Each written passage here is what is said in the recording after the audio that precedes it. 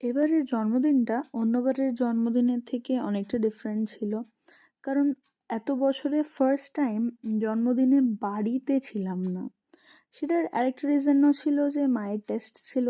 So সেই জন্য বাড়িতে এবার থাকা হয়নি। তো যথারীতি গিয়ে যুদ্ধ করতে করতে অফিস করে রাত্রেবেলাতে ডিনারের প্ল্যান ছিল। সো আমরা ফুল ফ্যামিলি বেরিয়ে পড়েছিলাম ডিনারের জন্য, দুজন যুদ্ধ করার পালোয়ানদেরকে নিয়ে। রেস্টুরেন্টে গিয়ে মোটামুটি সারা রেস্টুরেন্ট জানতে পেরে গেছিলো যে দুজনা এসছে রেস্টুরেন্টে। তো যথারীতি আমাদের শুরু হচ্ছিল যুদ্ধের পালা। প্রথম কথা, কে আগে খেয়ে নেবে, খেয়ে নিয়ে দুজনাকে দেখবে, সেটার জন্য ডিসকাশন চলছিল। তারপর শুরু হলো ক্রিসমাস লাইটস দেখা। দেন দিদিভাইয়ের ফুড টেস্টিং চলছিল, কোন খাবারটা ভালো কোনটা ভালো নয়।